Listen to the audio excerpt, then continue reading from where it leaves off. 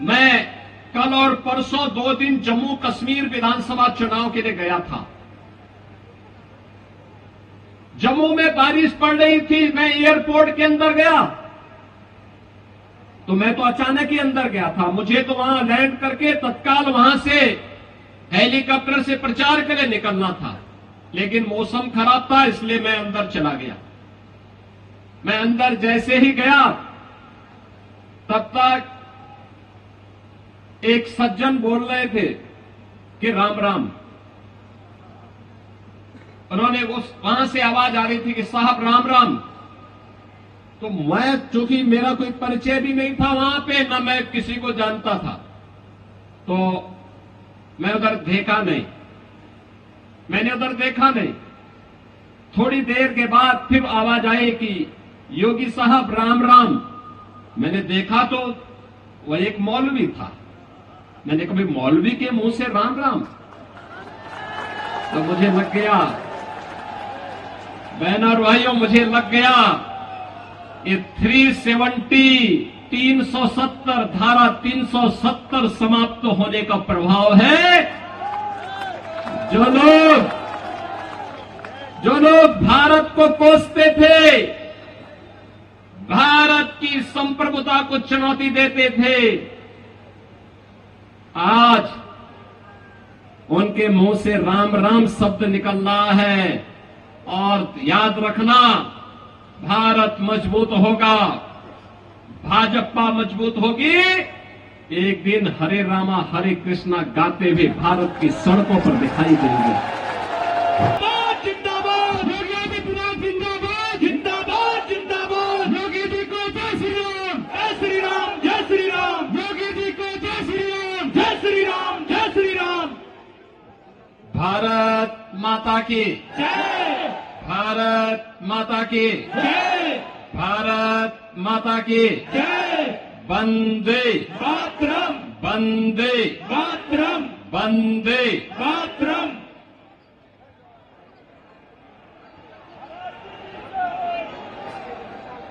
NIT की आज के सभा में मंच पर उपस्थित फरीदाबाद के लोकप्रिय सांसद और केंद्रीय मंत्री माननीय श्री कृष्णपाल गुर्जर जी, भारतीय जनता पार्टी के जिला के अध्यक्ष श्री राजकुमार बोहरा जी, एनआईटी विधानसभा क्षेत्र से प्रत्याशी श्री सतीश कुमार फागना जी, बल्लभगढ़ से प्रत्याशी श्री मूलचंद शर्मा जी, पृथला से प्रत्याशी श्री टेकचंद शर्मा जी, वडकल से प्रत्याशी श्री धनेश अदलक्का जी, पूर्व विधायक नरेंद्र गुप्ता जी, अनिल नागर जी, भगवान सिंह जी, डॉक्टर आरएन सिंह जी और भारी संख्या में एनआईटी विधानसभा क्षेत्र में आयोजित इस सभा में उपस्थित सभी मेरे उपस्थित बहनों और भाइयों, पराशर और ऋषि और भगवान वेदव्यास की परंपरा से जुड़े हुए इस पावन धरा को कोटि कोटि नमन करते हुए मैं आप सबका हृदय से अभिनंदन करता हूं। बहनों और भाइयों, मैं उत्तर प्रदेश की धरती से यहां पर आया हूं, प्रभु श्री रामलला की पावन धरा से, और पूरा देश ही नहीं बल्कि पूरी दुनिया इस बात को जानती है कि अयोध्या में 5 सदी के बाद, यानी 500 वर्षों के बाद रामलला फिर से अपनी पावन जन्मभूमि पर देव विग्रह के रूप में विराजमान हुए हैं। 22 जनवरी 2024 को प्रधानमंत्री मोदी जी ने अपने कर कमलों से 5 सदी का इंतजार समाप्त किया और अयोध्या में रामलला फिर से विराजमान हुए। ऐसा नहीं कि प्रयास पहले न किया गया हो। अयोध्या में रामलला का भव्य मंदिर बने, रामलला फिर से विराजमान हो, इसके लिए 76 बड़ी लड़ाई हिंदुओं ने लड़ी, लाखों हिंदू बलिदान हुआ। इन बलिदानियों में क्या संत रहे हो, क्या निहंग रहे हो, क्या बैरागी रहे हो, क्या सन्यासी रहे हो, क्या सदग्रस्त रहे हो, चाहे राजे रजवाड़े रहे हो, महिलाएं रहे हो, युवा रहे हो, हर तबके के लोगों ने अपने आप को प्रभु रामलला के चरणों में बलिदान करके उनकी जन्मभूमि की मुक्ति के इस अभियान में बढ़ चढ़ करके भाग लिया था। बहनों और भाइयों, होना यह चाहिए था कि देश जब गुलाम था, विदेशी आक्रांताओं ने जब हमारी आजादी को कैद करके रख दिया था, तब तो माना जा सकता था कि मुगलों का शासन था, अंग्रेजों का शासन था, हिंदुओं के साथ न्याय नहीं हो सकता।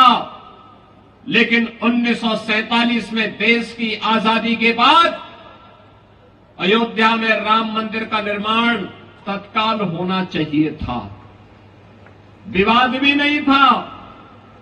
कांग्रेस की सरकार चाहती तो निर्णय लेती, अयोध्या में रामलला का भव्य मंदिर का निर्माण करती, लेकिन विवाद नहीं था। लेकिन कांग्रेस ने विवाद खड़ा करवा करके बैरियर खड़ा करवाए गए, नहीं होने दिया, राम मंदिर के विवाद का समाधान नहीं होने दिया गया।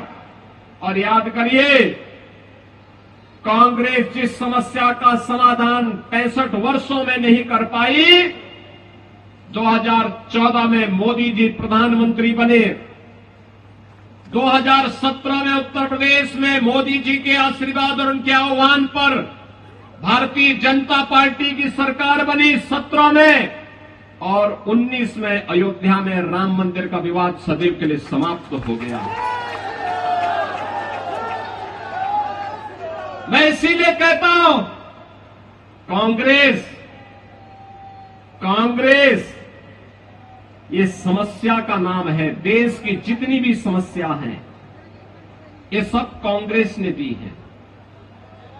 देश के विभाजन की त्रासदी हो, देश के बंटवारे की त्रासदी हो, देश को जाति के नाम पर, क्षेत्र के नाम पर, भाषा के नाम पर कमजोर करने की ये कुत्सित चेष्टा रही हो, देश को आतंकवाद, नक्सलवाद और उग्रवाद और अराजकता की भट्टी में धकेलने का कार्य रहा हो, देश में भ्रष्टाचार, परिवारवाद और भाई भतीजेवाद की दुष्प्रवृत्ति को फैलाने का रहा हो, ये सभी कांग्रेस की देन है। कांग्रेस देश की समस्या का नाम है और दूसरी ओर भारतीय जनता पार्टी समाधान है, समाधान। बहनों और भाइयों, मैं कल और परसों 2 दिन जम्मू कश्मीर विधानसभा चुनाव के लिए गया था। जम्मू में बारिश पड़ रही थी, मैं एयरपोर्ट के अंदर गया तो मैं तो अचानक ही अंदर गया था, मुझे तो वहां लैंड करके तत्काल वहां से हेलीकॉप्टर से प्रचार के लिए निकलना था, लेकिन मौसम खराब था, इसलिए मैं अंदर चला गया। मैं अंदर जैसे ही गया, तब तक एक सज्जन बोल रहे थे कि राम राम। उन्होंने वहां से आवाज आ रही थी कि साहब राम राम। तो मैं, चूंकि मेरा कोई परिचय भी नहीं था वहां पे, ना मैं किसी को जानता था, तो मैं उधर देखा नहीं, मैंने उधर देखा नहीं। थोड़ी देर के बाद फिर आवाज आई कि योगी साहब राम राम। मैंने देखा तो वह एक मौलवी था। मैंने कभी मौलवी के मुंह से राम राम, तो मुझे लग गया, बहनों और भाइयों, मुझे लग गया ये 370 धारा 370 समाप्त होने का प्रभाव है। जो लोग भारत को कोसते थे, भारत की संप्रभुता को चुनौती देते थे, आज उनके मुंह से राम राम शब्द निकल रहा है। और याद रखना, भारत मजबूत होगा, भाजपा मजबूत होगी, एक दिन हरे रामा हरे कृष्णा गाते हुए भारत की सड़कों पर दिखाई देंगे।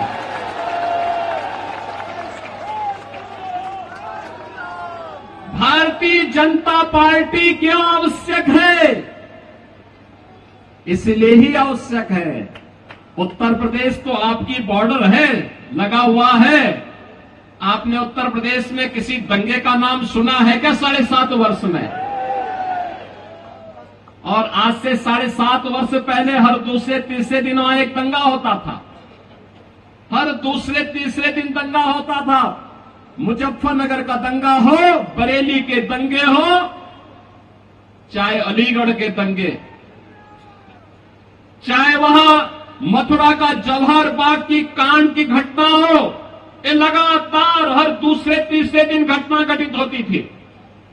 पिछले 7.5 वर्ष में कोई दंगा सुना क्या? कोई दंगा नहीं है। दंगा आज उत्तर प्रदेश के अंदर दफन हो गया है, समाप्त। दंगाई ये तो जेल में है या जहन्नुम की यात्रा में जा चुके हैं। बहनों और भाइयों, भारतीय जनता पार्टी का मतलब सुरक्षा की गारंटी। भारतीय जनता पार्टी का मतलब मोदी जी के नेतृत्व में रोजगार और सुशासन की गारंटी। भारतीय जनता पार्टी का मतलब मोदी जी के नेतृत्व में विकास की गारंटी। भारतीय जनता पार्टी का मतलब बिना भेदभाव के हर गरीब को, हर किसान को, हर नौजवान को, हर माता बहन को शासन की योजनाओं से लाभान्वित करना। भारतीय जनता पार्टी का मतलब एक भारत श्रेष्ठ भारत का निर्माण करके भारत की आस्था को सम्मानित करना। बहनों और भाइयों, मैं पूछना चाहता हूं, क्या अयोध्या में राम मंदिर का निर्माण ये कांग्रेस कर पाती? क्या ये लोग कर पाते? और मैं कहता हूं, जो उत्तर प्रदेश का नौजवान होगा, उत्तर प्रदेश का व्यक्ति जो यहां सर्विस कर रहा होगा, काम कर रहा होगा, आज जब वो उत्तर प्रदेश का नाम बोलता होगा तो लोग सम्मान के साथ उसे देखते हैं, सम्मान के साथ देखते हैं। बहनों और भाइयों, कांग्रेस देश में आतंकवाद की समस्या देती है। क्या कांग्रेस के रहते कश्मीर में धारा 370 हट सकती थी क्या? देश के अंदर आतंकवाद की जड़ें धारा 370 की मोदी जी ने समाप्त कर दी, यानी आतंकवाद समाप्त। आतंकवाद का समाप्त होने का मतलब वर्तमान सुरक्षित, भविष्य बेहतर बनाने की दिशा में उठाया गया कदम। और इसीलिए मैं आपसे कहने के लिए आया हूं, भारतीय जनता पार्टी वर्तमान को तो सुरक्षित कर ही रही है, भविष्य को बेहतर बनाने की दिशा में कार्य कर रही है। याद करिए 10 वर्ष पहले का हरियाणा, कांग्रेस के भ्रष्टाचार से आकंठ डूबा हुआ था, लूट खसोट थी। ऐसा कोई माफिया नहीं था, खनन माफिया हो, वन माफिया हो, भू माफिया हो, संगठित अपराध में लिप्त माफिया हो या गौ माफिया हो, ये सभी के सभी कांग्रेस के शागिर्द थे। ये सभी हरियाणा का शोषण कर रहे थे, हरियाणा के विकास में रोड़े अटका रहे थे। 10 वर्ष के अंदर हरियाणा ने विकास की एक नई यात्रा प्रारंभ की। आज आधुनिक इंफ्रास्ट्रक्चर 4 लेन और 6 लेन की सड़कों के माध्यम से, मेट्रो के माध्यम से, हर घर नल की योजना के माध्यम से, आईआईटी, आईएम और एनआईटी, एम्स जैसे संस्थानों के माध्यम से, स्पोर्ट्स यूनिवर्सिटी के माध्यम से, निवेश के बेहतरीन डेस्टिनेशन के रूप में आज हरियाणा को नई पहचान दिलाई जा रही है। बहनों और भाइयों, कहां कांग्रेस की सरकार भी कहती थी कि देश के संसाधनों पर केवल मुसलमानों का अधिकार है। भाजपा तो ने नहीं कहा, मोदी जी ने तो कहा सबका साथ और सबका विकास। मोदी जी ने कहा सबका साथ सबका विकास। 80 करोड़ लोगों को फ्री में राशन, 60 करोड़ गरीबों को 5 लाख रुपए की आयुष्मान भारत की स्वास्थ्य सुविधा का कवर, 12 करोड़ गरीबों को 12 करोड़ गरीबों के घर में शौचालय का निर्माण, 12 करोड़ किसानों को किसान सम्मान निधि का लाभ, 4 करोड़ गरीबों के घर में आवास, 10 करोड़ गरीबों के घर में उज्ज्वला योजना का कनेक्शन। ये तो मोदी जी के नेतृत्व में दिया गया है। करोड़ों युवाओं के लिए रोजगार और नौकरी लेकर के भारतीय जनता पार्टी की सरकार आई। आज जहां जहां भाजपा की सरकार है वहां सुरक्षा भी है तो सुशासन भी है, विकास भी है, बेहतर भविष्य की कार्य योजना भी बन रही है। और इसीलिए हम कहने के लिए आए हैं, सुरक्षा के लिए, राष्ट्र की एकता और अखंडता को सुरक्षित रखने के लिए, देश की एकता और अखंडता को सुदृढ़ बनाए रखने के लिए, एक विकसित भारत के लिए भारतीय जनता पार्टी आवश्यक है। मोदी जी के नेतृत्व में भारतीय जनता पार्टी आवश्यक है। और बहनों और भाइयों, भारतीय जनता पार्टी के डबल इंजन की सरकार ने हरियाणा में विकास किया है, मोदी जी के मार्गदर्शन में विकास किया है। और आज नायब सिंह सैनी जी के नेतृत्व में हरियाणा लगातार विकास के उन नए प्रतिमानों को छूता हुआ आगे बढ़ रहा है। और इसीलिए मैं आपसे अपील करने के लिए आया हूं कि बहनों और भाइयों, विकास की डबल इंजन सरकार की डबल स्पीड जो बनी हुई है, इसको बाधित मत होने देना। इसका बाधित होने का मतलब विकास को बाधित कर देना। कांग्रेस नहीं चाहेगी, इन लोग नहीं चाहेगी, आम आदमी पार्टी नहीं चाहेगी कि विकास हो, क्योंकि अगर विकास होगा तो इनके दुकानें बंद हो जाएंगी, बंटवारे की, बांटने की इनकी राजनीति समाप्त हो जाएगी। और इसीलिए भारतीय जनता पार्टी इस चुनाव में आपके पास आई आपसे कहने के लिए, भारतीय जनता पार्टी ने श्री सतीश फांगना को एनआईटी विधानसभा क्षेत्र से अपना प्रत्याशी बना करके उतारा है। बहनों और भाइयों, भारतीय जनता पार्टी के श्री धनेश बदलखा ये बड़कल से अपने प्रत्याशी बनकर के आपके बीच में, मूलचंद शर्मा बल्लभगढ़ से और श्री टेकचंद शर्मा जी पृथला से भारतीय जनता पार्टी के प्रत्याशी आपके बीच में हैं। मेरी आप सबसे अपील है, सुरक्षा और सम्मान के लिए, विकास और विरासत की यात्रा को बेहतर बनाने के लिए, भारत की आस्था को एक भारत श्रेष्ठ भारत के रूप में अग्रसर करने के लिए और विकसित भारत की संकल्पना को आगे बढ़ाने के लिए जातिवाद, परिवारवाद, भ्रष्टाचार की राजनीति से ऊपर उठ करके हम भारतीय जनता पार्टी के इन प्रत्याशियों को विजयी बनाएं। आप सबका आशीर्वाद मिलेगा, इन्हें प्राप्त होगा।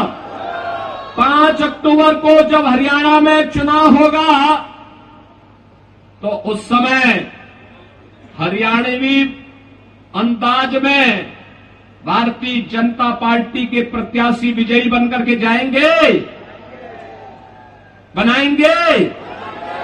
धाकड़ हरियाणा बनाने के लिए धाकड़ प्रत्याशियों को विजयी बनाओ, बनाएंगे। आपका आशीर्वाद मिलेगा तो मेरे साथ बोलेंगे भारत माता की जय, भारत माता की जय, भारत माता की जय, जय श्री राम, जय श्री राम, जय जय श्री राम, जय जय श्री राम, जय जय श्री राम, जय जय